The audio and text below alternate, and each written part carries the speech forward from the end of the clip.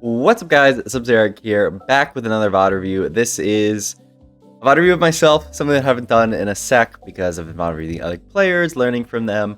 But this is a strategy that I heard from Joe Bookmark that I haven't seen too many people covering. Also, if I turn off my scores, you can see that I was absolutely popping off this day. I had an amazing day of games.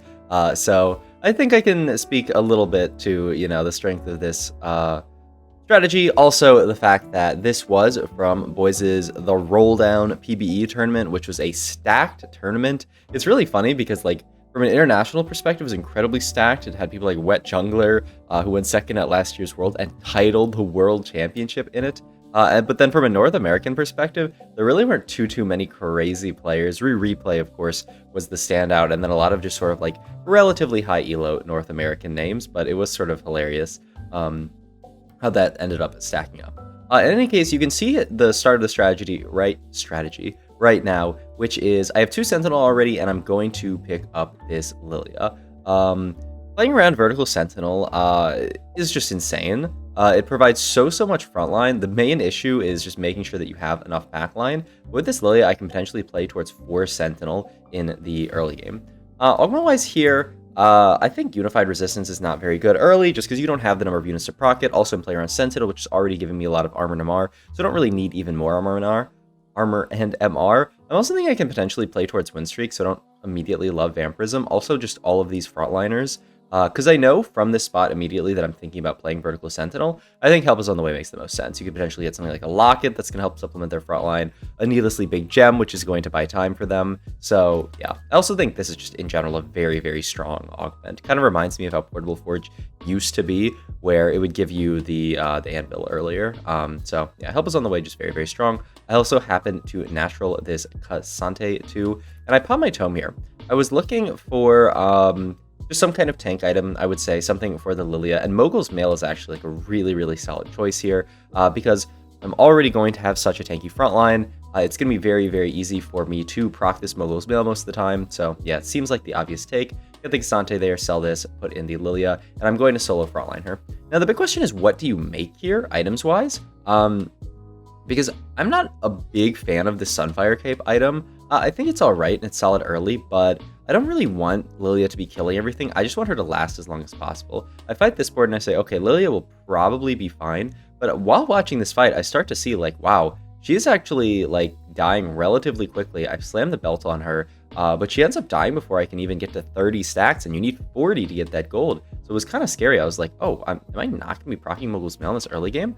And so here, I make a decision, which I think is absolutely correct. I have open belt and I have open chain vest. I decide here to reforge this sword and just look for a tank item here, because all that matters right now is hitting a tank item for Lilia. If I can find any tank item for Lilia, my spot's really good. And I end up hitting an incredible one, which is Steadfast Heart, one of the best tank items in the game. And now I'm very confident that this Lilia is going to be able to proc Mogul's Mail, even if I just frontline her. And as you can see, she's already to 30 stacks here. She's 75% HP. She's very tanky, and so I get to proc it there, make the 2 gold. And 2 gold around, especially early game in this set is a ton. 2 gold is everything. I also end up picking up both this Kaisa and this Mordekaiser here, and you can see I pick up the Echo here. Now, with this setup, I know that at level 6, I can play 6 Sentinel, which, if you thought 4 Sentinel is tanky, just wait until you see a 6 Sentinel. The main problem is my damage is going to be quite low. If I just play 6 Sentinel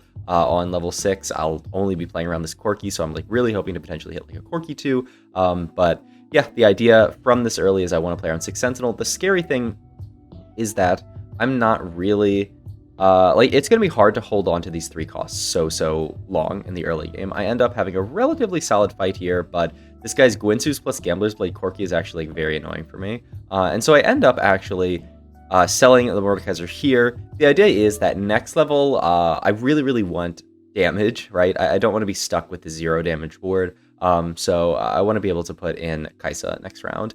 Best item here is what I get, which is Warmogs of Carousel. 3-cost Warmogs just adds so much tankiness to my board. I already have an infinite amounts almost of armor and MR, so adding Warmogs means that this means this Lilia is just going to be insanely tanky. So I make this. I also realize, look at this. I level for the Kaisa here. I get Big Shot in, which is the best synergy I can get in here. If I proc Mogul's Mail and win here, I can go up to 20 gold, which is actually just, it's insane. So I'm just, at this point, I'm just like, please, please, please let me fight someone who can proc my Mogul's Mail.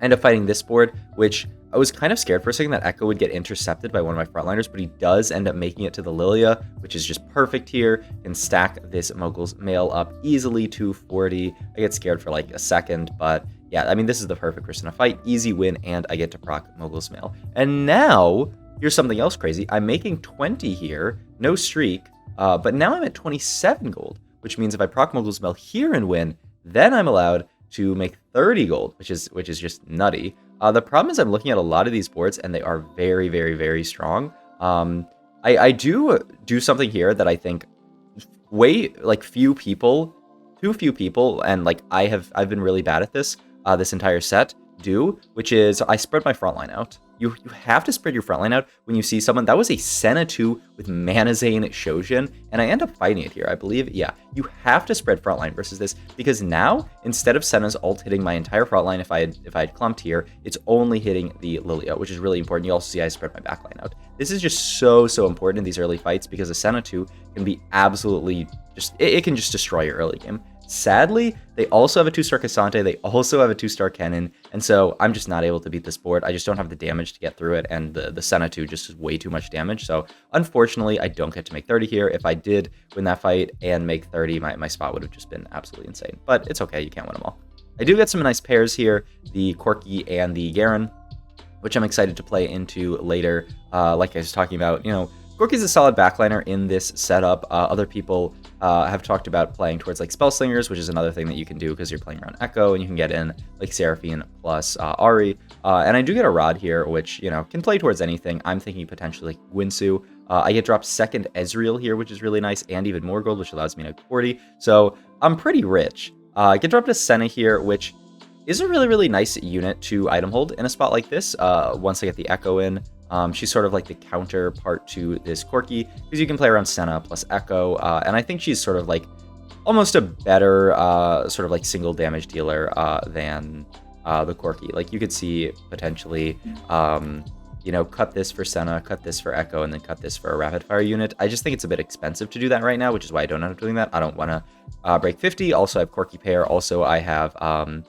this Garen pair, but it's definitely something I should consider, and I hopefully hold the Senna here. I don't recall if I do or not. But yeah, we fight a relatively strong country board here, so it's going to end up being another loss for us in a spot where I was like, wow, I thought my board was really, really strong. But you see like every one of these losses, it's still like not a bad loss, and we're still waiting for our help is on the way support item here, so I'm not too stressed about it.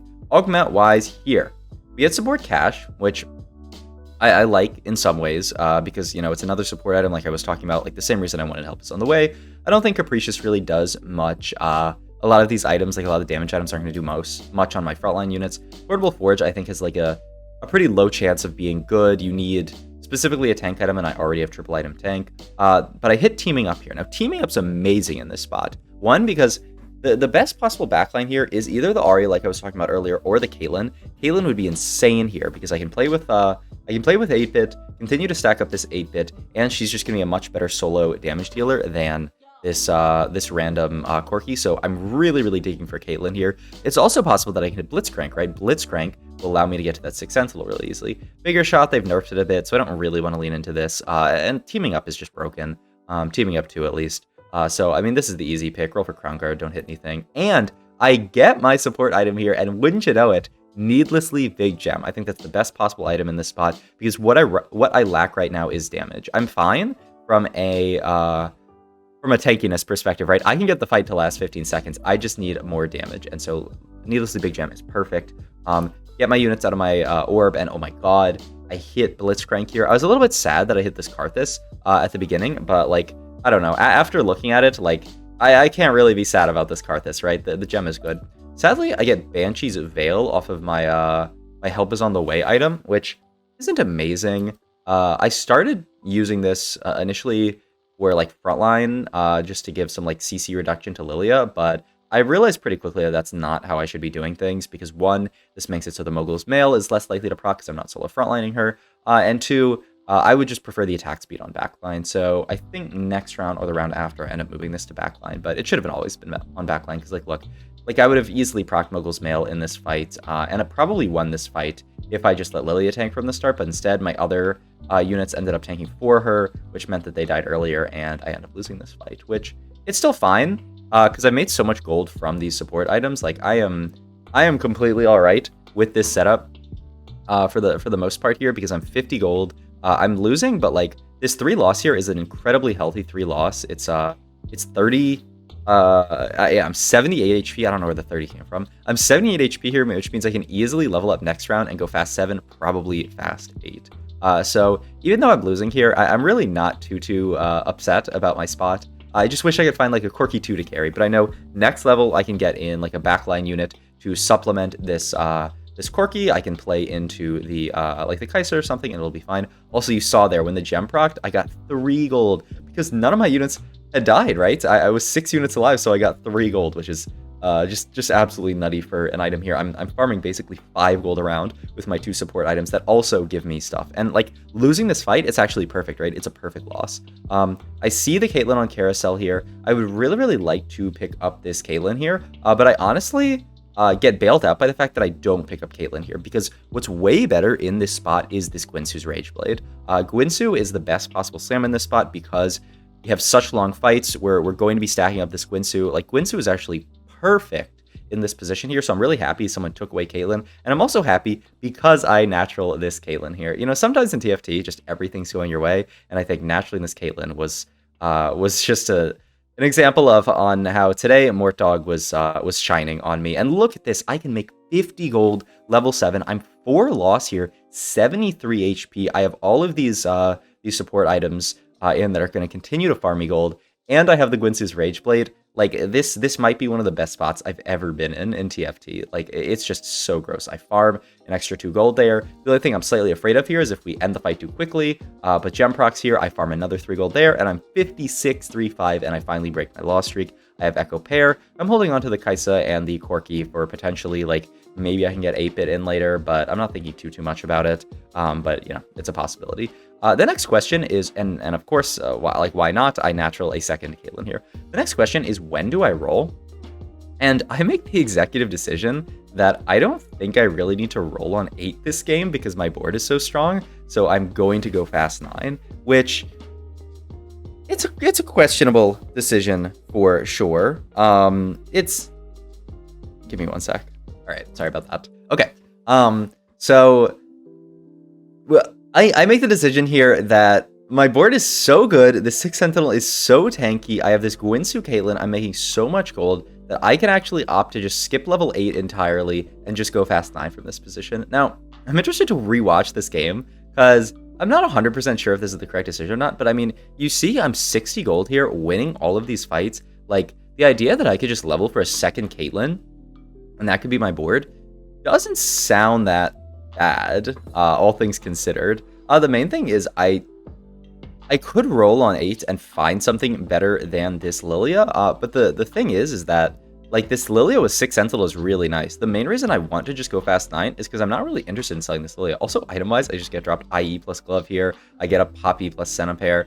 Yeah, so when it rains, it pours. I won't say that this game isn't high roll, but also I think this is a really cool line that not a lot of people are playing relative to how strong it is, right? This line is completely broken, and so few people, I think, are realizing how broken it is. I got Kopiko in my lobby, the Brazilian player, and he ends up hitting a Samira 3 here. So, like, you would think that, like, I would probably lose this fight because they have a Samira 3 on their board, and, like, Samira 3 would, like, do a lot of damage. But, like, I have 6 Sentinel, and he just can't kill the units. And I actually, like, somehow, some way end up beating Samira 3. He, like, starts emoting me. He's like, huh? But which, like, fair enough. That was disgusting that I actually won this fight. And then I roll Augment here and hit Little Buddies. It's so broken in this spot, right? I have so many little garbage units on the board that I just have to take it here. Like, there's no way I would take anything else almost.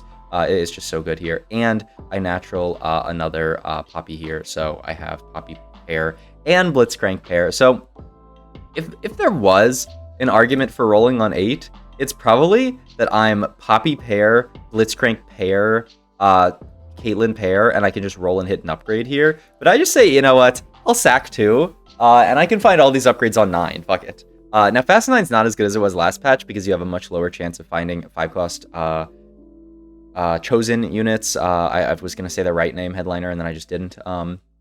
So, like, there's certainly a downside to not pushing levels in this position here, and the downside, as you can see, is that Ezreal, like, basically one-shots my Caitlyn here, and I end up losing my streak.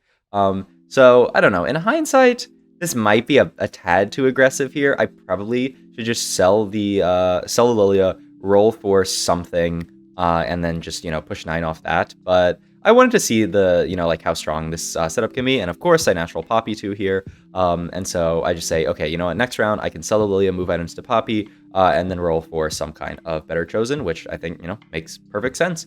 I can just drop down a 4 Sentinel, get the Poppy in, maybe get like a Mosher in or something like that.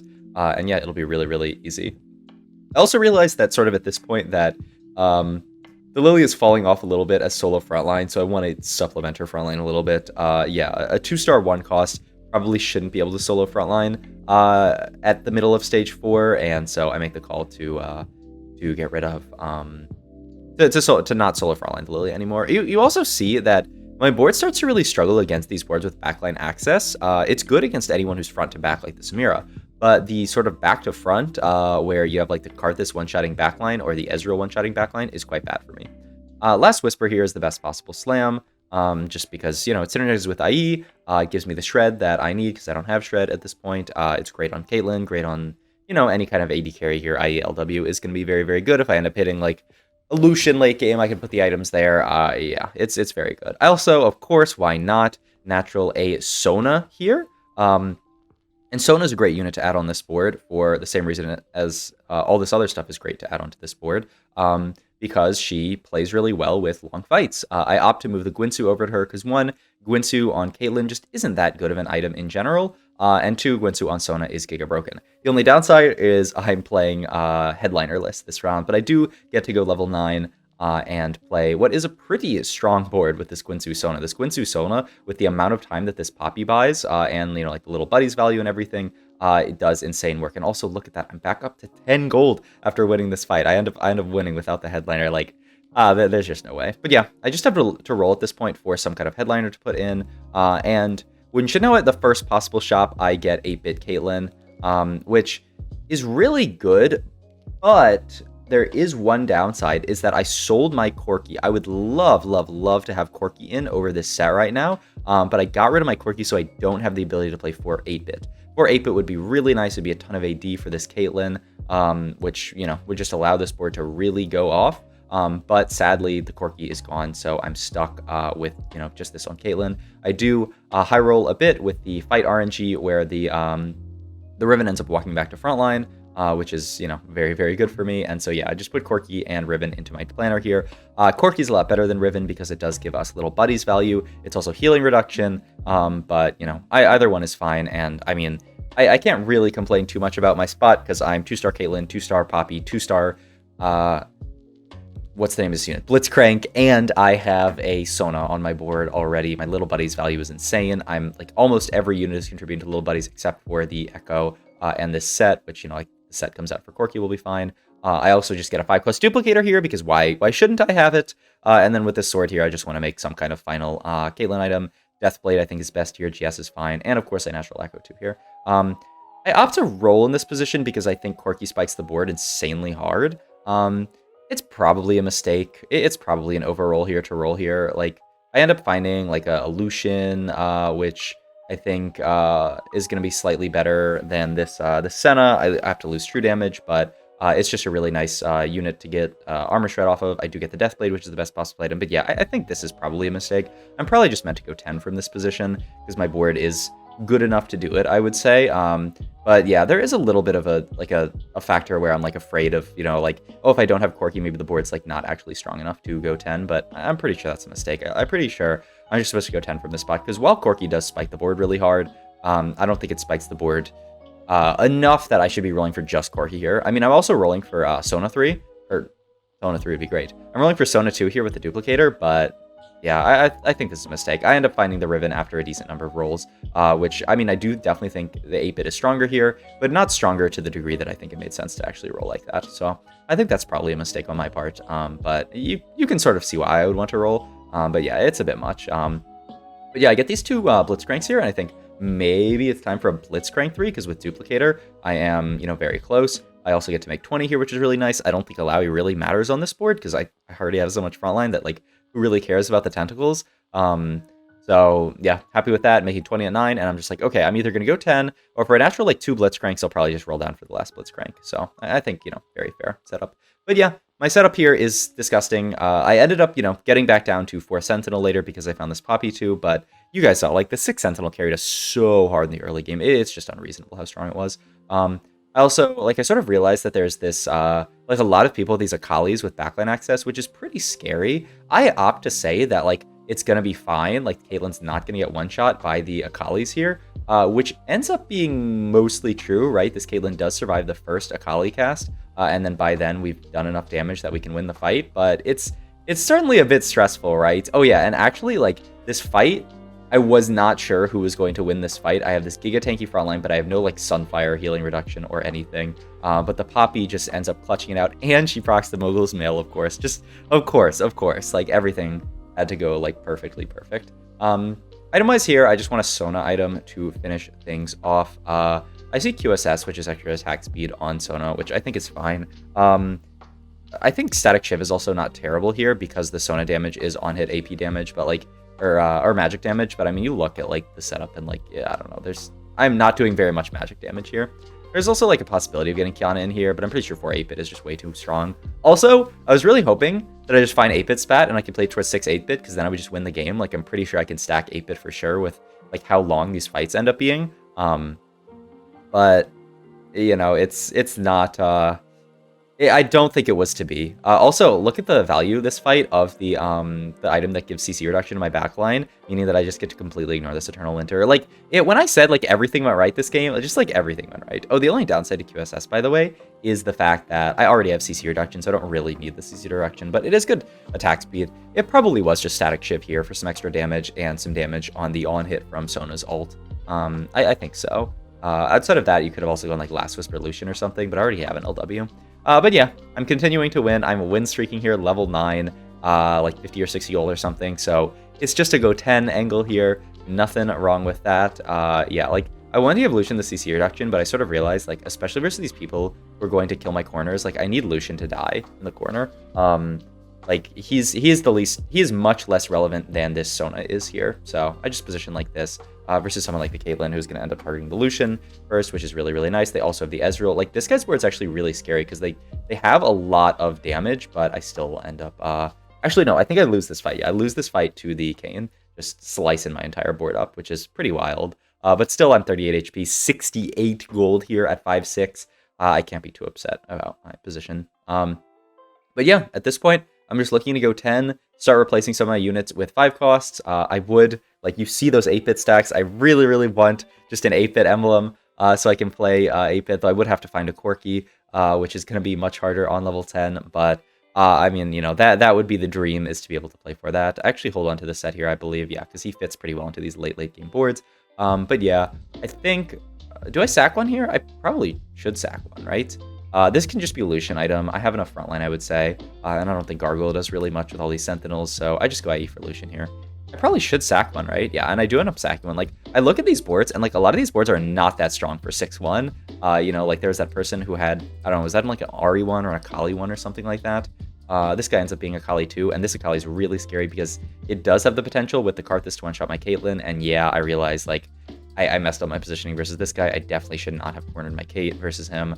This guy ends up just being a real thorn in my side because, boom, that is a big loss here. And now it's a little scary, right? I have to go 10 and roll it down in this position. So yeah, go 10 here, holding on to these Blitzcranks. I have a lot of gold here. I don't want to open sell the Caitlyn yet because I don't know that I'll have something better yet. I do find Sona 2, which is a great upgrade. Like, this Kayn I don't think really does much. I get a really, really nice shop of a lot of 5 costs. I opt to not go for the Kiana here. I'm just holding on to Yorick here. I don't really have good Kiana items. To be fair, I don't really have good Yorick items either, but I was thinking, okay, maybe I can move, like, Poppy items over. So, yeah, I don't know. Maybe it's just a bias that I have against this Kiana unit. Like, I think she's good, but I just didn't really see how she fit onto the board. But, you know, like, I'm playing her on the Echo, so I don't know. Perhaps there's a way to fit the Kiana. This is actually another fight loss, and I get really scared here. I'm like, wait, I'm level 10? There is no way I'm going third this game. There's actually no way. Find another Kiana here. Yeah, I think, like, at this point, I realized that, like, okay, 8-bit, like, vertical is really not that important. And also, like, 4 Sentinel this late is not that important. I also do find this Alawi, but the problem is I can't really play around the Alawi because I need a damage chosen, and I just use the duplicator here to make Kiana too, and just play Kiana on this board here. So I'm still playing for 8-bit, but I dropped out of the Super R Sentinel. I'm still getting a little bit of Little Buddies value off of the Garen that I have in, but he might be my last Little Buddies unit, I think. Yeah, not 100% sure. I'll have to look again. Yeah, because I also cut Senna, which, you know, is something important. But yeah, it is at least a top 2. Like, I got very scared there. I do see all these spats, and I was like, no, like, why? Maybe if I had, like, farmed items, I could have been able to make use of it. I just end up going for BT here for a York 2 item, which I think is pretty solid. Yeah, I need to, yeah, and I get the Corki here, which is nice, like, really nice here. Because that's extra Little Buddies value. I realized that, like, okay, like, this Blitzcrank is probably not doing that much, and Alawi, at this point, actually, now that I've got all this stuff out, is probably going to do more work. There's a chosen Sona there, so, like, I don't know. Maybe, actually, the play, if I had saved my duplicator, was just go for Sona 3 here, because I'd only be 2 off. Like, probably. I have a lot of standing gold on the board. But I ended up having to use my duplicator last round because I didn't want to die. Though the Kiana 2 with no items I don't think does too much. Sadly, I messed up my positioning here and don't put the... I think if I put the tentacles in the corner here, I probably would have won this fight. As, like, you see how long this fight lasts, but I was sort of getting dizzy trying to put my board together. I ended up going second. But yeah, really fun game. I'm pretty sure I could have gone first if I played it better at the end there. Yeah, I just ended up not positioning my... Like, if I put the tentacles in corners here and just protect my carries and also put the Corki in corner instead, like, I'm pretty sure I win this, but, you know, unfortunate. Also, the Kiana ends, like... I don't know, I feel like not doing as much as she could have. Also, it's kind of awkward that I have to position her in the back. But yeah, I don't know. Really fun game. Hope you guys enjoyed this video. If you did, please like, comment, subscribe, check my Twitch and all my other links down below. Thank you.